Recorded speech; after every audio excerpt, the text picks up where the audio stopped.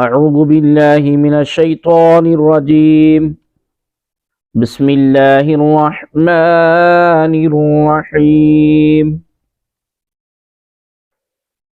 الحمد لله الذي خلق السماوات والأرض وجعل الظلمات والنور ثم الذين كفروا بربهم يعدلون. تمام تعریفیں اللہ کے لیے ہیں جس نے آسمان اور زمین پیدا کیے اور اندھیروں اور نور کو پیدا کیا، پھر بھی کافر لوگ اپنے رب کے برابر ٹھہراتے ہیں۔ الحمدللہ، تمام تعریفیں اللہ کے لیے ہیں۔ اس آیت میں بندوں کو اللہ تبارک و تعالیٰ کی حمد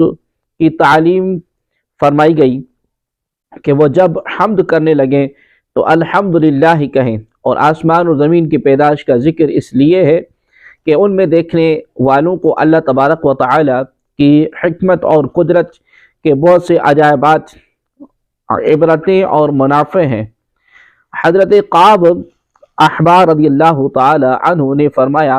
کہ توریت میں سب سے پہلی یہی آیت ہے، وَجَعَلَ الظُّلُمَاتِ وَالنُّورِ، اور اندھیروں اور نور کو پیدا کیا، یعنی ہر اندھیرا اللہ تبارک و تعالی ہی نے پیدا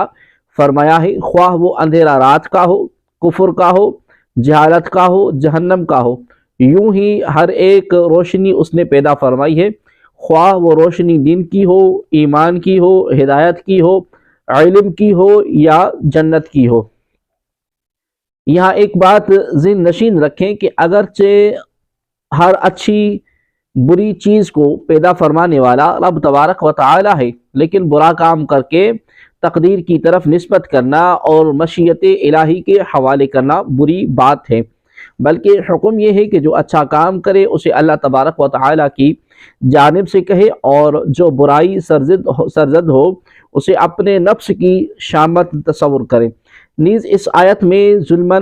ظلمات یعنی تاریکیوں کو جمع اور نور کو واحد کے صیغے سے ذکر فرمانے میں اس طرف اشارہ ہے کہ باطل کی راہیں بہت زیادہ ہیں اور راہ حق صرف ایک دین اسلام ہے۔ ثم الذین کفروا بربہم یعدلون، پھر بھی کافر لوگ اپنے رب کے برابر ٹھہراتے ہیں۔ قدرت الہی ان دلائل کے بعد فرمایا کہ ایسے دلائل پر مطالعہ ہونے اور قدرت کی ایسی نشانیاں دیکھنے کے باوجود کفار اللہ تبارک و تعالی کے علاوہ دوسروں کو حتیٰ کہ پتھروں کو پوجتے ہیں، حالانکہ کفار اس بات کا اقرار کرتے ہیں کہ آسمانوں اور زمین کا پیدا کرنے والا اللہ تبارک و تعالی ہے۔ یہاں کفار کے شرک کا ذکر ہوا، اس مناسبت سے شرک کی تعریف یہ ہے کہ اللہ تبارک و تعالی کے سوا کسی کو واجب الوجود یا لائق عبادت سمجھا جائے۔ حضرت علامہ سعد الدین تفتازانی رحمۃ اللہ تعالی علیہ شرک کی حقیقت ان الفاظ میں بیان فرماتے ہیں کہ الاشتراک و اثبات الشریک فی الالوہیت بمعنى وجوب الوجود کمال المجوسی او بمعنى استحقاق العبادت کمال عبادت الاصنام، یعنی شرک یہ ہے کہ خدا کی الوہیت یعنی معبود ہونے میں کسی کو شریک کرنا، اس طرح کہ کسی کو واجب الوجود مان لینا جیسا کہ مجوسیوں کو عقیدہ ہے، یا خدا کے سوا کسی کو عبادت کا حقدار مان لینا جیسا کہ بت پرستوں کا خیال ہے۔ اعلیٰ حضرت امام اہل سنت مجدد الدین و ملت اشاع سیدی امام احمد رضا خان فاضل بریلوی رحمۃ اللہ تعالی علیہ ارشاد فرماتے ہیں کہ آدمی حقیقت کسی بات سے مشرک نہیں ہوتا جب تک غیر خدا کو معبود یا مستقل بالذات و واجب الوجود نہ مان جانے۔ صدر الشریعہ بدر الطریقہ مولانا مفتی امجد علی اعظمی رحمۃ اللہ تعالی علیہ فرماتے ہیں شرک کے معنی غیر خدا کو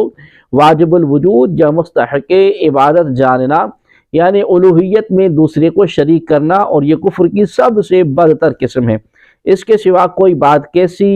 ہی شدید کفر ہو، حقیقتاً شرک نہیں۔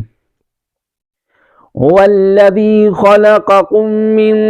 طين ثم قضى أجلا وأجل مسمى عنده ثم أنتم تمترون۔ وہی ہے جس نے تمہیں مٹی سے پیدا کیا، پھر ایک مدت کا فیصلہ فرمایا اور ایک مقرر مدت اس کے پاس ہے، پھر تم لوگ شک کرتے ہو۔ هو الذی خلقکم من طین، وہی ہے جس نے تمہیں مٹی سے پیدا کیا۔ اس آیت میں ان مشرکین کا رد کیا گیا ہے جو کہتے تھے کہ ہم جب گل کر مٹی ہو جائیں گے تو پھر کیسے زندہ کیے جائیں گے۔ انہیں بتایا گیا کہ اللہ تبارک و تعالی نے تمہارے باپ حضرت آدم علیہ السلام کو مٹی سے پیدا فرمایا اور ان کی نسل سے لوگ پیدا ہوئے، پھر اس نے ایک مدت کا فیصلہ فرمایا جس کے پورا ہو جانے پر تم مر جاؤ گے، اور مرنے کے بعد اٹھانے کی ایک مقررہ مدت بھی اس کے پاس ہے۔ پھر اے کافرو، تم مرنے کے بعد دوبارہ زندہ کیے جانے میں شک کرتے ہو، حالانکہ تمہیں علم ہے کہ تمہاری تخلیق کی ابتدا کرنے والا اللہ تبارک و تعالی ہے، اور جو پہلی بار پیدا کرنے پر قادر ہے تو دوبارہ زندہ کرنے پر بدرجہ اولا قادر ہے۔ وَهُوَ اللَّهُ فِي السَّمَاوَاتِ وَفِي الْأَرْضِ يَعْلَمُ سِرَّكُمْ وَجَهْرَكُمْ وَيَعْلَمُ مَا تَكْسِبُونَ، اور وہی اللہ آسمانوں میں ہے اور زمین میں لائق عبادت ہے، وہ تمہاری ہر پوشیدہ اور ظاہری بات کو جانتا ہے اور تمہارے سب کام جانتا ہے۔ وَهُوَ اللَّهُ فِي السَّمَاوَاتِ وَفِي الْأَرْضِ، اور وہی اللہ آسمانوں میں اور زمین میں لائق عبادت ہے۔ اس سے پہلی آیت میں اللہ تبارک و تعالیٰ کی قدرت کاملہ کا ذکر کیا گیا، اور اس آیت سے اللہ تبارک و تعالیٰ کے کامل علم کا ذکر کیا جا رہا ہے۔ یاد رہے کہ اس آیت کا یہ مطلب نہیں ہے کہ اللہ تبارک و تعالیٰ آسمانوں اور زمین میں رہتا ہے، بلکہ یہ مراد ہے کہ ہر جگہ اس کی عبادت ہو رہی ہے اور ہر جگہ وہی معبود حقیقی ہے اور ہر جگہ اس کی سلطنت و حکومت ہے، جیسا کہ ایک اور مقام پر اللہ کریم ارشاد فرماتا ہے وَهُوَ الَّذِي فِي السَّمَاءِ إِلَٰهٌ وَفِي الْأَرْضِ إِلَٰهٌ وَهُوَ الْحَكِيمُ الْعَلِيمُ، اور وہی آسمان والوں کا معبود ہے اور زمین والوں کا معبود ہے، اور وہی حکمت والا علم والا ہے۔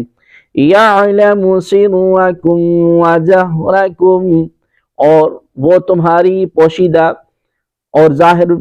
بات کو جانتا ہے۔ امام غزالی رحمۃ اللہ تعالی علیہ فرماتے ہیں کہ اللہ تبارک و تعالی تمام معلومات کا عالم ہے، زمین کے تہ سے لے کر آسمان کی بلندی تک جو کچھ جاری ہے سب کا احاطہ فرمانے والا ہے۔ وہ ایسا عالم ہے کہ اس کے علم سے زمین و آسمان کا کوئی ذرہ باہر نہیں جا سکتا، بلکہ وہ سخت اندھیری رات میں صاف چٹان پر چلنے والی سیاہ چیونٹیوں کے چلنے کی آواز کو بھی جانتا ہے، وہ فضا میں ایک ذرے کی حرکت بھی جانتا ہے، وہ پوشیدہ امور سے واقف اور دلوں کے وسوسوں، خیالات اور پوشیدہ باتوں کا علم رکھتا ہے۔ اس کا علم قدیم ازلی ہے اور وہ ہمیشہ ہمیشہ اس علم کے ساتھ موصوف رہا ہے، اس کا علم جدید نہیں اور نہ ہی وہ اس کی ذات میں آنے کی وجہ سے حاصل ہوا۔ وَمَا تَأْتِيهِم مِّنْ آيَةٍ مِّنْ آيَاتِ رَبِّهِمْ إِلَّا كَانُوا عَنْهَا مُعْرِضِينَ، اور ان کے پاس ان کے رب کی نشانیوں میں سے کوئی بھی نشانی نہیں آتی مگر یہ اس سے منہ پھیر لیتے ہیں۔ وَمَا تَأْتِيهِم مِّنْ آيَةٍ، اور ان کے پاس کوئی بھی نشانی نہیں آتی۔ اس سے پہلے آیت میں مشرکین کے اس کفر کو بیان کیا گیا جو وہ اللہ تبارک و تعالیٰ کے ساتھ کرتے تھے، اور اس آیت سے مشرکین کے اس کفر کو بیان کیا گیا ہے جو وہ حضور پرنور صلی اللہ علیہ وآلہ وسلم کے ساتھ کرتے تھے۔ چنانچہ اس آیت کا خلاصہ یہ ہے کہ کفار کفار مکہ کا کفر اور سرکشی میں حال یہ ہے کہ ان کے پاس جب بھی قرآن مجید کی آیات آتی ہیں یا نبی پاک صلی اللہ علیہ وآلہ وسلم کے معجزات دیکھتے ہیں تو وہ اس سے منہ پھیر لیتے ہیں۔ فَقَدْ كَذَّبُوا بِالْحَقِّ لَمَّا جَاءَهُمْ فَسَوْفَ يَأْتِيهِمْ أَنبَاءُ ما كانوا به يستهزئون۔ تو بے شک انہوں نے حق کو جھٹلایا جب ان کے پاس آیا تو عن قریب ان کے پاس اس کی خبریں آنے والی ہیں جس کا یہ مذاق اڑاتے تھے۔ فَقَدْ كَذَّبُوا بِالْحَقِّ، تو بے شک انہوں نے حق کو جھٹلایا۔ یا حق سے یا قرآن مجید کی آیات مراد ہیں یا تاجدار رسالت صلی اللہ علیہ وآلہ وسلم اور آپ کریم صلی اللہ علیہ وسلم کے معجزات، کہ جب بھی قرآن کی آیتیں یا نبی پاک صلی اللہ علیہ وسلم کے معجزات کفار مکہ کے سامنے آتے یا حضور پر نور صلی اللہ علیہ وسلم انہیں کچھ سمجھاتے تھے، وہ آپ کریم صلی اللہ علیہ وسلم کو جھٹلاتے۔ اس پر فرمایا کہ عن قریب ان کے پاس خبریں آنے والی ہیں اس چیز کی جس کا یہ مذاق اڑاتے تھے، اور انہیں معلوم ہو جائے گا کہ وہ کیسی عظیم الشان خبر ہے اور اس کی ہنسی بنانے کا انجام کیسا خوفناک ہے۔ أَلَمْ يَرَوْا كَمْ أَهْلَكْنَا مِنْ قَبْلِهِمْ مِنْ قَرْنٍ مَكَّنَّاهُمْ فِي الْأَرْضِ ما لم نمكن لكم وأرسلنا السماء عليهم مدرارا وجعلنا الأنهار تجري من تحتهم فأهلكناهم بذنوبهم وأنشأنا من بعدهم قرنا آخرين۔ کیا انہوں نے نہیں دیکھا کہ ہم ان سے پہلے کتنی قوموں کو ہلاک کر دیا؟ انہیں ہم نے زمین میں وہ قوت وہ طاقت عطا فرمائی تھی جو تمہیں نہیں دی، اور ہم نے ان پر موسلادھار بارش بھیجی اور ان کے نیچے نہریں بہا دیں، پھر ان کے گناہوں کی وجہ سے انہیں ہلاک کر دیا اور ان کے بعد دوسری قومیں پیدا کر دیں۔ الم یروا، کیا انہوں نے نہ دیکھا؟ اس سے پہلی آیت میں سردش اور وعید کے ذریعے کفار مکہ کو اللہ تبارک و تعالیٰ کی نشانیوں سے منہ پھیرنے، حق کو جھٹلانے اور اللہ تبارک و تعالیٰ کی نشانیوں کا مذاق اڑانے سے منع کیا گیا، اور اس آیت میں سابقہ قوموں کا عبرتناک انجام بیان کر کے انہیں نصیحت کی جا رہی ہے، کیونکہ چنانچہ ارشاد فرمایا کہ کیا شام اور دیگر ملکوں کی طرف سفر کرنے کے دوران کفار مکہ نے نہیں دیکھا کہ ہم نے ان سے پہلے کتنی قوموں کو ہلاک کر دیا؟ اے اہل مکہ، ہم نے انہیں زمین میں وہ قوت وہ طاقت عطا فرمائی تھی جو تمہیں نہیں دی، اور جب انہیں ضرورت پیش آئی تو ہم نے ان پر موسلادھار بارش بھیجی جس سے ان کی کھیتیاں شاداب ہوئیں اور ان کے درختوں، رہائش گاہوں اور محلات کے قریب نہریں بہا دیں، جس سے باغ پرورش پائے، پھلوں کو کثرت ہوئی اور دنیا کی زندگانی کے لیے عیش اور راحت کے اسباب بہم پہنچے۔ لیکن جب انہوں نے انبیاء کرام علیہ السلام کی تکذیب کی اور ان کے احکامات کو جھٹلایا تو پھر ہم نے ان کے گناہوں کی وجہ سے انہیں ہلاک کر دیا، اور ان کی یہ جاہ و حشمت اور ساز و سامان انہیں ہلاکت سے نہ بچا سکا، اور ان کے بعد دوسری قومیں پیدا کر دی اور دوسرے لوگوں کو ان کا جانشین بنا دیا۔ ان کا عبرتناک انجام دیکھ کر تم بھی نصیحت حاصل کرو اور سابقہ کفار والی روش اختیار نہ کرو، ورنہ تم پر بھی ویسا ہی عذاب آ سکتا ہے۔ اس آیت میں گزری ہوئی امتوں کا جو حال اور انجام بیان کیا گیا کہ وہ لوگ قوت، دولت اور مال و عیال کی کثرت کے باوجود کفر اور سرکشی اور انبیاء کرام علیہ السلام کے احکامات کی مخالفت کرنے کی وجہ سے ہلاک کر دیے گئے۔ اس میں بطور خاص کفار اور عمومی طور پر ہر مسلمان کے لیے عبرت اور نصیحت ہے، اور اس لیے سب کو چاہیے کہ ان کے حال سے عبرت حاصل کر کے خواب غفلت سے بیدار ہوں اور کفر و سرکشی اور گناہوں کو چھوڑ کر ایمان، طاعت، عبادت اور نیک کاموں میں مصروف ہو جائیں۔ اس آیت سے یہ بات معلوم ہوئی کہ دنیاوی خوشحالی مال و دولت اور سہولیات کی کثرت اللہ تبارک و تعالیٰ کی رضامندی کی علامت نہیں، ورنہ قارون تو بہت بڑا مقبول بارگاہ الہی ہوتا۔ یہاں سے ان لوگوں کو درس حاصل کرنا چاہیے جو مسلمانوں کے مقابلے میں کفار کو دنیاوی ترقی، سائنسی مہارت، سہولیات کی کثرت، ایجادات کے بہتات، مال و دولت کی فراوانی دیکھ کر انہیں بارگاہ الہی میں مقبول اور مسلمانوں کو مردود سمجھتے ہیں، اور اخلاق و کردار میں مسلمانوں کو کفار کی تقلید کا مشورہ دیتے ہیں۔ کفار کی یہ دنیاوی کامیابی مقبولیت کی نہیں بلکہ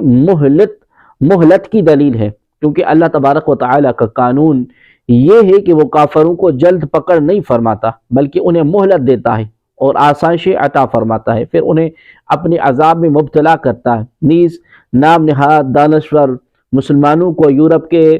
اندھی تقلید کا نہیں فرمائے تو بہتر ہے، اور وہ اپنی قارونی سوچ اپنے پاس ہی رکھیں۔ وَلَوْ نَزَّلْنَا عَلَيْكَ كِتَابًا فِي قِرْطَاسٍ فَلَمَسُوهُ بِأَيْدِيهِمْ لَقَالَ الَّذِينَ كَفَرُوا إِنْ هَذَا إِلَّا سِحْرٌ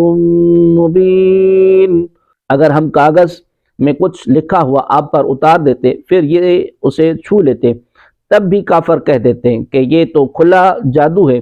وَلَوْ نَزَّلْنَا، اور اگر ہم اتار دیتے۔ یہ آیت نضر بن حارث، عبداللہ بن امیہ اور نوفل بن خویلد کے بارے میں نازل ہوئی، جنہوں نے کہا تھا کہ اے محمد صلی اللہ علیہ وسلم، ہم تم پر ہرگز ایمان نہ لائیں گے جب تک تم ہمارے پاس اللہ تبارک و تعالیٰ کی طرف سے کتاب نہ لاؤ جس کے ساتھ 4 فرشتے ہوں، وہ گواہی دیں کہ اللہ تبارک و تعالیٰ کی کتاب ہے اور تم اس کے رسول ہو۔ اس پر یہ آیت کریمہ نازل ہوئی اور بتایا گیا کہ یہ سب حیلے بہانے ہیں، کیونکہ اگر کاغذ پر لکھی ہوئی کتاب بھی اتار دی جاتی اور وہ اسے اپنے ہاتھ سے چھو کر اور ٹٹول کر دیکھ لیتے تو بھی یہی کہتے کہ ان کی نظر بندی کر دی گئی تھی، اور کتاب اترتی نظر تو آئی تھی لیکن حقیقت میں کچھ بھی نہیں تھا، جیسا انہوں نے معجزہ شق القمر یعنی چاند کے 2 ٹکڑے ہونے کے معجزے کو جادو بتایا، اور اس معجزے کو دیکھ کر بھی ایمان نہ لائے، اس طرح اس پر بھی ایمان نہ لاتے، کیونکہ جو لوگ عناداً انکار کرتے ہیں وہ آیات معجزات سے نفع نہیں اٹھا سکتے۔ وَقَالُوا لَوْلَا أُنزِلَ عَلَيْهِ مَلَكٌ وَلَوْ أَنزَلْنَا مَلَكًا لَقُضِيَ الْأَمْرُ ثُمَّ لَا يُنظَرُونَ، اور کافروں نے کہا ان پر آسمان سے کوئی فرشتہ کیوں نہ اتار دیا گیا، حالانکہ اگر ہم کوئی فرشتہ اتارتے تو فیصلہ کر دیا جاتا، پھر انہیں مہلت نہ دی جاتی۔ وَقَالُوا، اور انہوں نے کہا یعنی مشرکین نے مزید یہ کہا کہ نبی کریم صلی اللہ علیہ وسلم پر آسمان سے کوئی فرشتہ کیوں نہیں اتار دیا گیا جسے وہ دیکھتے۔ اس پر فرمایا گیا کہ اگر اللہ تبارک و تعالی فرشتہ اتار دیتا اور کافر پھر بھی ایمان نہ لاتے تو اللہ تبارک و تعالی کا عذاب ان پر لازم ہو جاتا، کیونکہ یہ سنت الہیہ ہے کہ جب کفار اجتماعی طور پر کوئی نشانی طلب کریں اور اس نشانی کے ظاہر ہو جانے کے بعد بھی ایمان نہ لائیں تو عذاب واجب ہو جاتا ہے اور وہ ہلاک کر دیے جاتے ہیں۔ چنانچہ اگر کافروں کا مطالبہ پورا کر دیا جاتا اور پھر بھی ایمان نہ لاتے تو انہیں ایک لمحے کی بھی مہلت نہ ملتی اور ان سے عذاب مؤخر نہ کیا جاتا۔ یاد رہے کہ کافروں نے ایسے فرشتے کے اترنے کے مطالبہ کیا تھا جو ان کافروں کو بھی نظر آئے، اور اسی کا رد کیا گیا تھا، ورنہ حضور اکرم صلی اللہ علیہ وسلم پر ایک کیا بہت سے فرشتے نازل ہوتے تھے اور بسا اوقات انسانی شکل میں حاضر ہوتے تھے جنہیں صحابہ رضی اللہ تعالی عنہم بھی دیکھتے تھے۔ ان کفار کا مطالبہ یہ تھا کہ فرشتے اپنی اصلی صورت میں آئے اور ہم اسے اسی صورت میں دیکھیں۔ یہاں ایک سوال ہے کہ کفار نے بہت سی نشانیاں طلب کی جو پوری بھی ہوئیں، جیسے چاند کے 2 ٹکڑے ہونا وغیرہ، اور اس کے بعد وہ ایمان بھی نہ لائے، تو ایسی صورت میں آیت میں بیان کردہ حکم کے مطابق تو سب کو ہلاک کر دیا جانا چاہیے تھا، لیکن ایسا نہیں ہوا۔ تو آیت کا مطلب کیا ہے؟ پھر ان معجزات کے دکھائے جانے کا مطلب کیا ہوا؟ اس سوال کا جواب یہ ہے کہ نبوت پر دلالت کرنے والی نشانی دو طرح کی ہیں، ایک عام نشانی، دوسری خاص۔ عام نشانی وہ ہے جس کا تمام لوگ مطالبہ کریں، یا سب مطالبہ تو نہ کریں لیکن اس کا مشاہدہ سب کریں۔ خاص نشانی وہ ہے جس کا مطالبہ مخصوص لوگ کریں اور تمام افراد اس کا مشاہدہ نہ کر سکیں۔ گزشتہ امتوں میں نشانی دیکھ لینے کے بعد ایمان نہ لانے کی صورت میں عذاب نازل کرنے میں اللہ تبارک و تعالی کا طریقہ یہ رہا کہ عام نشانی یعنی جس میں سب عام و خاص شریک ہو جائیں، اسے پورا کرنے کے بعد ایمان نہ لانے کی صورت میں عذاب نازل فرماتا، جبکہ خاص نشانی پورا ہونے کے بعد ایمان نہ لانے کی صورت میں عذاب نازل نہیں فرماتا۔ نبی اکرم صلی اللہ علیہ وسلم سے چاند دو ٹکڑے ہونے کا مطالبہ مخصوص لوگوں نے کیا جو پورا ہوا، لیکن یہ عام نشانی نہ تھی بلکہ خاص تھی کہ جب چاند دو ٹکڑے ہوا اس وقت اکثر لوگ سو رہے تھے اور کئی مقامات پر اختلاف مطالعہ یا بادل حائل ہونے کی وجہ سے چاند دو ٹکڑے ہوتا نظر نہ آیا، اس لیے مطالبہ کرنے والوں پر عذاب نازل نہ ہوا۔ مرقات المفاتیح میں یہی عبارت شرح سنہ سے منقول ہے۔ اس کی روشنی میں ابو جہل یا دیگر کفار کے مطالبات کو دیکھا جائے تو وہ خاص مطالبے خاص فرد کے لیے پورے ہوئے تھے، اس لیے اس پر عذاب نازل نہ ہوا۔ وَلَوْ جَعَلْنَاهُ مَلَكًا لَجَعَلْنَاهُ رَجُلًا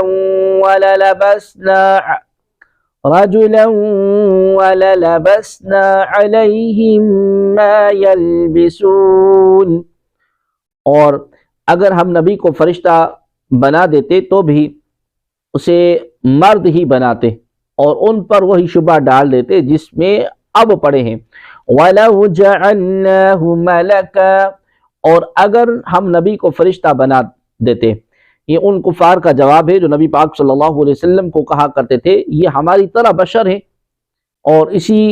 پاگل پن میں ہی وہ ایمان سے محروم رہتے تھے۔ انہیں انسانوں میں سے رسول مبعوث فرمانے کی حکمت بتائی جا رہی ہے کہ ان سے نفع حاصل کرنے اور تعلیم نبی سے فیض اٹھانے کی یہی صورت ہے کہ نبی صورت بشری میں جلوہ گر ہو، کیونکہ فرشتے اس کی اصلی صورت میں دیکھنے کی تو یہ لوگ تاب نہ لا سکتے، دیکھتے ہی ہیبت سے بے ہوش ہو جاتے یا مر جاتے، اس لیے اگر بالفرض رسول فرشتہ ہی بنایا جاتا تو بھی اسے مرد ہی بنایا جاتا اور صورت انسانی ہی میں بھیجا جاتا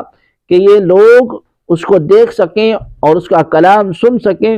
اور اس سے دین کے احکام معلوم کر سکیں، لیکن اس فرشتہ صورت بشری میں آتا تو انہیں پھر وہی کہنے کا موقع رہتا کہ یہ بشر ہے، تو فرشتہ کو نبی بنانے کا کیا فائدہ ہوتا۔ وَلَقَدِ اسْتُهْزِئَ بِرُسُلٍ مِّن قَبْلِكَ فَحَاكَ بِالَّذِينَ سَخِرُوا مِنْهُم مَّا كَانُوا بِهِ يَسْتَهْزِئُونَ، اور اے حبیب بے شک تم سے پہلے رسولوں کو ساتھ بھی مذاق کیا گیا، رسولوں کے ساتھ بھی مذاق کیا گیا، تو وہ جو ان میں سے رسولوں کا مذاق اڑاتے تھے ان پر ان کا مذاق ہی اتر آیا۔ وَلَقَدِ اسْتُهْزِئَ بِرُسُلٍ مِّن قَبْلِكَ، اور اے محبوب بے شک تم سے پہلے رسولوں کے ساتھ بھی مذاق کیا گیا۔ کفار نبی کریم صلی اللہ علیہ وسلم کا مذاق اڑاتے جس سے حضور عالم صلی اللہ علیہ وسلم رنجیدہ ہوتے۔ اس پر سرور عالی وقار صلی اللہ علیہ وسلم سے فرمایا گیا کہ آپ کریم صلی اللہ علیہ وسلم سے پہلے رسولوں کا بھی مذاق اڑایا گیا، تو جو مذاق اڑاتے تھے ان کا نہایت بھیانک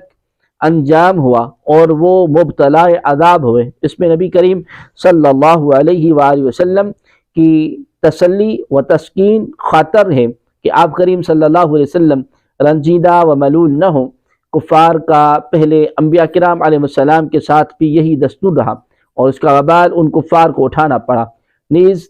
اس میں مشرکین کو بھی تنبیہ ہے کہ وہ پچھلی امتوں کے حال سے عبرت حاصل کریں اور نبی کریم صلی اللہ علیہ وسلم کے ساتھ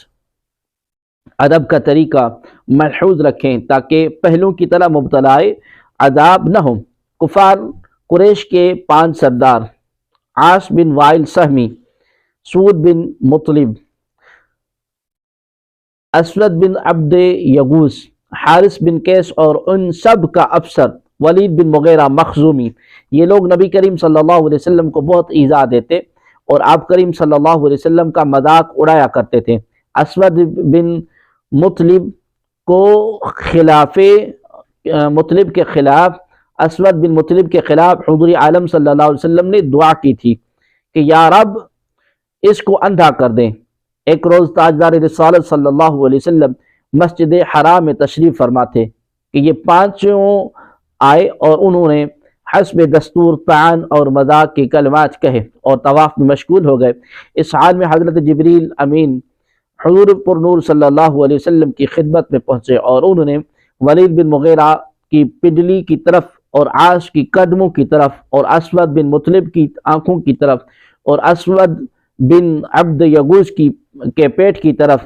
اور حارث بن قیس کے سر کی طرف اشارہ کیا اور کہا میں ان کا شر دفع کروں گا۔ چنانچہ تھوڑے عرصے میں یہ ہلاک ہو گئے۔ ولید بن مغیرہ تیر فروش کی دکان کے پاس سے گزرا تو اس کی تہ بند میں ایک تیر کی نوک چبھ گئی، لیکن اس نے تکبر کی وجہ سے اس کو نکالنے کے لیے سر نیچا نہ کیا، اس سے اس کی پنڈلی میں زخم آیا اور اسی میں مر گیا۔ عاص بن وائل کے پاؤں میں کانٹا لگا اور نظر نہ آیا، اس سے پاؤں ورم کر گیا اور یہ شخص بھی مر گیا۔ اسود بن مطلب کی آنکھوں میں ایسا درد ہوا کہ دیوار میں سر مارتا تھا، اس میں مر گیا اور یہ کہتا مرا کہ مجھ کو محمد صلی اللہ علیہ وسلم نے قتل کیا۔ اور اسود بن عبد یغوث کو ایک بیماری استسقا لگ گئی۔ کلبی کی روایت ہے کہ اس کو لو لگی اور اس کا منہ اس قدر کالا ہو گیا کہ گھر والوں نے نہ پہچانا اور نکال دیا۔ اسی حالت میں یہ کہتا مر گیا کہ مجھ کو محمد صلی اللہ علیہ وسلم کے رب نے قتل کیا، اور حارث بن قیس کی ناک سے خون اور پیپ جاری ہوا اور وہ اسی میں ہلاک ہو گیا۔